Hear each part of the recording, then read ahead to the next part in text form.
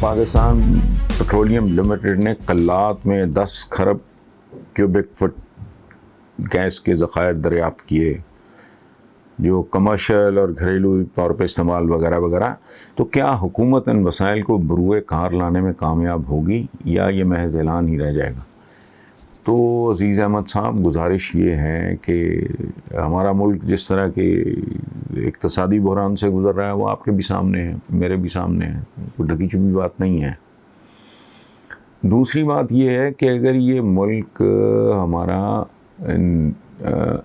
اقتصادی حوالوں سے نارمل بھی ہوتا، بلکہ آپ یوں کہہ لیں کہ ٹیک آف سٹیج پہ بھی ہوتا، یعنی متمول یا تھوڑا بہتر بھی ہوتا، تب بھی بری سے بری حکومت بھی اس طرح کے ذخائر، جس کو آپ سادہ لفظوں میں اپرچونٹی کہہ لیں، اس طرح کی گولڈن اپرچونٹی کو نظر انداز نہیں کر سکتی تھی، بری سے بری حکومت بھی. ٹھیک ہے، اب دیر سویر ہو جائے یہ علیحدہ بات ہے. ہم عجیب طرح کے لوگوں کی قوم ہے، سچی بات ہے.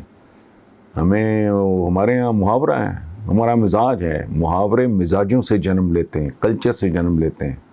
ہمارے یہاں جو کہتے ہیں نا کہ عیدوں بعد تنبا پھونکنا، اور وہ کیا ہے کہ محاورہ ہے، میں ٹھیک سے مجھے یاد نہیں، کہ وہ پتہ نہیں کرتے آئی جانجتے بنو کڑی دے کان، یعنی بارات آ گئی ہے، آپ دلہن کے اب وہ کان میں چھید ڈال رہے ہیں تاکہ جھمکے اس کو پہنائے جا سکیں دلہن کو. اس طرح کا تو ہمارا مزاج ہے. وہ آپ بھی اس سے واقف ہیں، آپ شاید مجھ سے زیادہ واقف ہوں. تو اس لیے، لیکن یہ یو جسٹ کی ناٹ اگنور اٹ. آج نہیں تو کل ڈیفینیٹلی اس پہ کام ہوگا، اور کام ہوگا تو اس کے نتائج بھی آئیں گے سامنے انشاءاللہ. Thank you. میں بارسلونا سے، اسپین، کہتے ہیں آج کل پاکستان میں صدارتی نظام کی خبریں گونج رہی ہیں وغیرہ وغیرہ. تو اگر یہ نافذ ہو جائے تو کیا پاکستانی عوام کو براہ راست اس سے کوئی فائدہ ہوگا؟ تو نور صاحب، گزارش یہ ہے کہ نظام سارے ہی ٹھیک ہوتے ہیں یا سارے ہی غلط ہوتے ہیں. عوام اور حکام اگر ٹھیک نہ ہوں تو ہر نظام بودا ہے، بیکار ہے، عوام دشمن ہے. اور یوں بھی بنیادی طور پہ ہم ماضی میں صدارتی نظام کا تجربہ کر چکے ہیں. بیسک بات کیا ہے؟ کسی بھی ملک کے معاشرے کے بیسکلی 2 پہیے ہوتے ہیں، عوام اور حکام. اگر دونوں ہی کرپٹ ہوں گے، میں نے شاید یہ پہلے کبھی یہ بات اتنی کھل کے نہیں کی، اگر دونوں ہی کرپٹ ہوں گے اور دونوں کے درمیان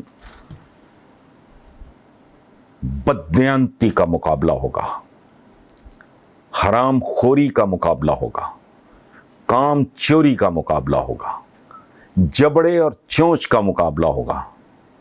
حال کیا ہے ہمارے ملک کا؟ بیسیکلی جس کی چونچ ہے وہ اتنی سی بوٹی نوچ رہا ہے، جس کا جبڑا ہے وہ پورے کا پورا بکرا کھا رہا ہے. تو یہاں آپ صدارتی کر لو،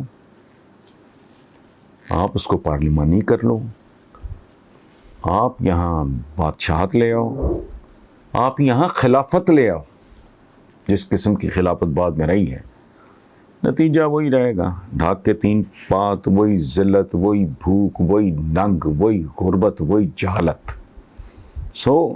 یہ تالی 2 ہاتھ سے بجے گی. یہ عوام کا ہاتھ ہے، یہ ایلیٹ کا، اشراف کا، اشرافیہ اور اجلاف اور اشراف.